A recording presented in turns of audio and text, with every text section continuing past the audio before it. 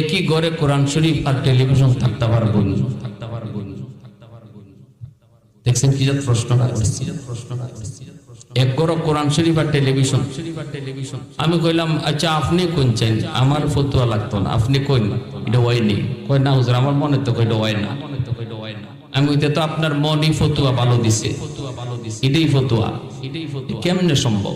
কত হুজুর এক কাম করি, টেলিভিশন ঘরই রাখি, ফুলাফানে দেখতো আর কোরআন শরীফে বানান্দত রাখি।